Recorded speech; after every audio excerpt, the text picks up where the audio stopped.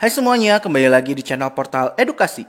Pada kesempatan kali ini kita akan membahas rangkuman materi PPKN kelas 7 bab 1. Yaitu isinya tentang sejarah kelahiran Pancasila. Nah, materi ini sudah kurikulum merdeka ya. Mari kita mulai dengan latar sejarah kelahiran Pancasila. Sejak zaman dahulu, nilai-nilai Pancasila sudah menjadi bagian dari kehidupan masyarakat di wilayah yang sekarang menjadi bagian dari negara Indonesia. Oleh karena itu, sebelum mempelajari sejarah kelahiran Pancasila, kita harus memahami kehidupan bangsa Indonesia di masa lampau. Kehidupan bangsa Indonesia di masa lampau itu dapat dibagi menjadi masa sejarah awal, zaman kerajaan Nusantara, zaman penjajahan, dan zaman kebangkitan nasional. Kita akan bahas satu persatu ya. Kita mulai dengan masa sejarah awal. Di masa praaksara sebelum abad ketiga Masehi, nilai ketuhanan saat itu antara lain terlihat pada sarana upacara keagamaan seperti nekara atau gong perunggu yang ditemukan di banyak tempat, mulai dari Sumatera hingga Alor, Nusa Tenggara Timur. Nilai kemanusiaan dan persatuan terlihat dari lukisan gua seperti di Wamena, Papua, di Leang-Leang, Sulawesi Selatan, hingga di pedalaman Kalimantan.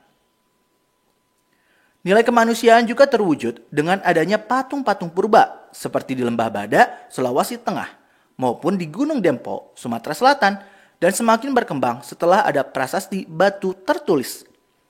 Di sekitar abad ke-5 berdiri Kerajaan Tarumanegara di Jawa Barat, Kerajaan Kutai di Kalimantan Timur, disusul Kerajaan Kalinga di Jawa Tengah dan meninggalkan prasasti batu bertulis di mana menunjukkan ketentraman yang menjadi penanda nilai persatuan hingga kerakyatan dan keadilan sosial.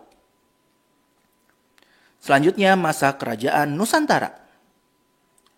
Kemakmuran bangsa Indonesia makin meningkat di akhir abad ke-7. Di Sumatera, muncul kerajaan besar Sriwijaya, disusul oleh Wangsa Sanjaya dan Selendra di Jawa. Kerajaan kembar itu membangun Candi Borobudur sebagai candi umat Buddha terbesar di dunia, serta Candi Prambanan sebagai candi umat Hindu. Candi-candi itu menunjukkan adanya nilai-nilai ketuhanan, kemanusiaan, persatuan, kerakyatan, hingga keadilan sosial yang kuat. Setelah itu, hadir kerajaan Islam seperti Samudra Pasai, Demak, hingga Ternate. Agama Islam dan bahasa Melayu berkembang ke seluruh Nusantara. Budayawan W.S. Rendra menyebut zaman Demak itu sebagai zaman Renaissance atau kebangkitan Nusantara. Di masa kerajaan-kerajaan Nusantara yang makmur tersebut, nilai ketuhanan dan keadilan sosial sangat menonjol, diikuti perkembangan nilai kemanusiaan, persatuan, dan kerakyatan. Selanjutnya masa penjajahan. Makmurnya negeri ini mengundang orang asing untuk datang berdagang, lama-lama menjajah. Hal itu dilakukan oleh bangsa Portugis, Spanyol, Inggris, dan akhirnya Belanda yang menjajah selama sekitar 350 tahun. Terjadi banyak perlawanan di daerah seperti di Sumatera terjadi perlawanan oleh Sultan Iskandar Muda, Sultan Badarudin, Sisi Mangaraja, Imam Bonjol dalam Perang Padri, dan Cut Nyak dalam Perang Aceh. Di Jawa terjadi perang di Penogoro, Patimura di Maluku, Jelantik di Bali, Pangeran Antasari di Kalimantan, Sultan Baabullah di perairan Maluku dan Papua, Hang Tuah di Selat Malaka, Sultan Hasanuddin di Laut Sulawesi dan Laut Jawa. Perlawanan di daerah tersebut menunjukkan nilai ketuhanan, nilai kemanusiaan, dan nilai persatuan. Selanjutnya masa kebangkitan nasional. Memasuki abad ke-20 muncullah gerakan politik seperti Budi Utomo yang diprakarsai Wahidin Sudirohusodo berdiri pada tanggal 20 Mei 1908. Sarekat Islam pimpinan Cokro Aminoto, Muhammadiyah pimpinan Kiai Haji Ahmad Dahlan, Nahdlatul Ulama pimpinan Kiai Haji Hashim Asy'ari, dan Indonesia Party yang dibentuk oleh Dawas Dekar, Cipto Mangunkusumo, dan Ki Hajar Dewantara. Setelah pulang dari pengasingannya, Ki Hajar Dewantara itu mendirikan Taman Siswa. Perjuangan melalui karya sastra juga muncul seperti Abdul Muiz, Marah Rusli, dan para penulis Balai Pustaka. Puncaknya adalah adanya Sumpah Pemuda pada tanggal 28 Oktober 1928. saat para pemuda bersumpah untuk bertumpah darah, berbangsa, dan berbahasa yang satu, yakni Indonesia. Insinyur Soekarno pun mendirikan partai bernama Partai Nasional Indonesia. Kemudian tahun 1942, Jepang datang dan menggantikan Belanda sebagai penjajah dan Indonesia terus berjuang melawan penjajahan tersebut. Nah, berjuang untuk merdeka itu berarti menegakkan nilai kemanusiaan dan persatuan. Setelah kita memahami awal itu, mari kita masuk ke dalam kelahiran Pancasila. Jepang yang saat itu tengah perang melawan pasukan sekutu dalam Perang Dunia Kedua, terdesak dan berusaha merangkul bangsa Indonesia agar terus mendukung Jepang. Jepang membentuk lembaga yang dinamai Badan Penyelidik Usaha-Usaha Persiapan Kemerdekaan atau disingkat BPUPK. Kalau dulu kita mengenalnya adalah BPUPKI, sekarang istilahnya diganti menjadi BPUPK saja. Tugas lembaga ini adalah membuat rencana atau menyiapkan segala hal yang diperlukan untuk menjadikan Indonesia merdeka. BPUPK inilah lembaga yang menjadi tempat kelahiran Pancasila. Selanjutnya, merancang dasar negara. BPUPK didirikan pada tanggal 29 April 1945, dipimpin oleh Rajiman Widyodiningrat. Jumlah anggotanya 69 orang, terdiri dari berbagai suku bangsa di Indonesia, wakil suku keturunan asing, serta wakil dari Jepang. Pada tanggal 28 Mei 1945, BPUPK diresmikan. Kantornya itu di Gedung Chusangiin, yang sekarang menjadi Gedung Pancasila di Kementerian Luar Negeri di Jakarta. Sidang pertama BPUPK ini berlangsung dari 29 Mei sampai 1 Juni 1945. Inti dari sidang tersebut adalah perumusan dasar negara. Para tokoh nasional berpidato di kesempatan tersebut. Di antaranya adalah Muhammad Yamin yang berpidato pada tanggal 29 Mei dan Supomo 2 hari sesudahnya. Kita lanjut ke hari lahir Pancasila. Pada hari sidang terakhir BPUPK, Insinyur Soekarno mengusulkan 5 untuk menjadi dasar negara, yaitu kebangsaan Indonesia, internasionalisme atau prikemanusiaan, mufakat atau demokrasi, kesejahteraan sosial, dan ketuhanan yang Maha Esa.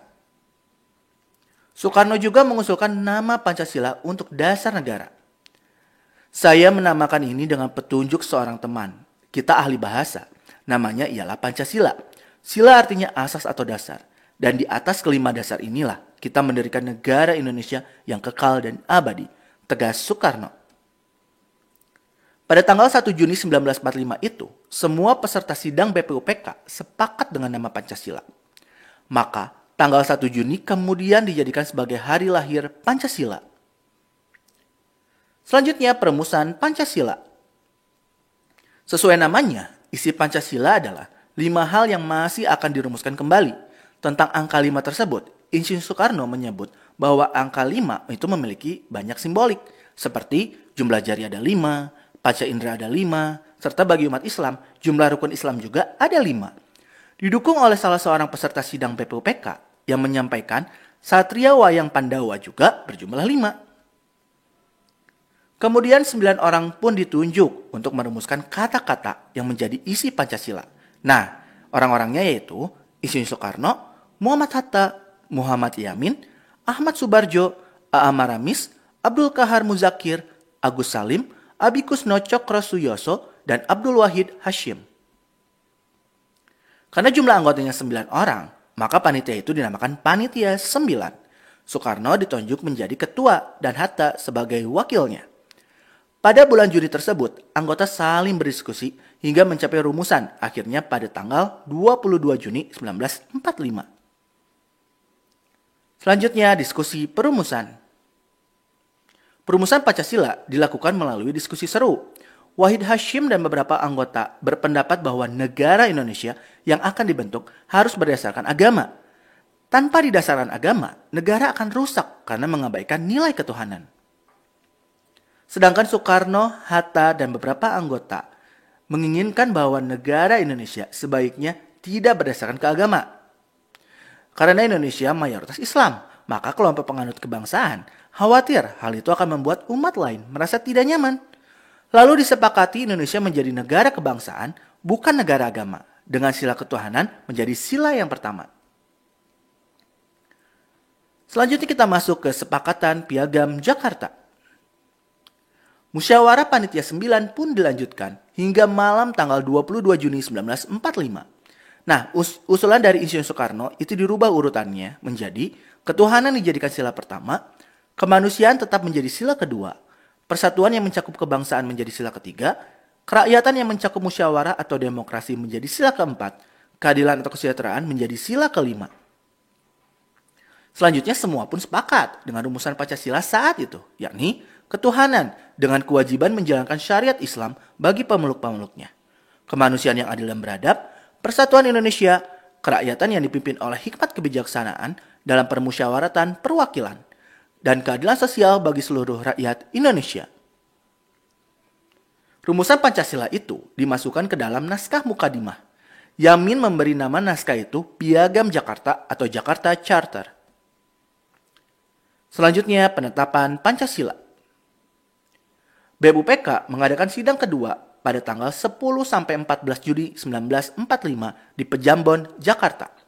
Isinya membahas tentang rancangan dasar hukum tertulis yang hasilnya akan dijadikan Undang-Undang Dasar Negara Indonesia yang hendak didirikan. Seluruh anggota BPUPK setuju naskah Piagam Jakarta yang telah disusun dijadikan sebagai bagian pembukaan dari dasar hukum tertulis tersebut, dan rumusan Pancasila terdapat di dalam pembukaan tersebut. Karena tugasnya sudah berakhir, BPUPK pun dibubarkan. Selanjutnya Pancasila dan Proklamasi Kemerdekaan. Saat itu, kekuatan Jepang mulai melemah, terutama setelah sekutu membom kota Hiroshima dengan bom atom pada tanggal 6 Agustus 1945. Jepang tidak ingin terlihat lemah di mata Indonesia. Kemudian tanggal 8 Agustus 1945, Soekarno, Hatta, dan Rajiman diterbangkan ke kota Saigon, Vietnam. Saat itulah Jenderal Jepang seolah menjanjikan mendukung Indonesia merdeka. Jenderal Jepang menyebut Indonesia boleh merdeka setelah tanggal 24 Agustus 1945. Saat itu juga disepakati membentuk Panitia Persiapan Kemerdekaan Indonesia atau PPKI sebagai pengganti BPUPK. Soekarno menjadi ketua PPKI dan Hatta ditunjuk sebagai wakilnya. PPKI pun mulai bersidang pada tanggal 16 Agustus 1945 di Jakarta untuk menyiapkan kemerdekaan Indonesia. Tetapi para tokoh pemuda seperti Wikana dan Hairul Soleh mendesak agar Indonesia secepatnya merdeka. Maka tanggal 17 Agustus 1945, Soekarno-Hatta atas nama seluruh rakyat Indonesia memproklamasikan kemerdekaan Indonesia. Kemudian kita masuk ke penetapan dasar negara. Indonesia sudah merdeka, maka dasar negara yang sudah ada berupa Pancasila perlu ditetapkan.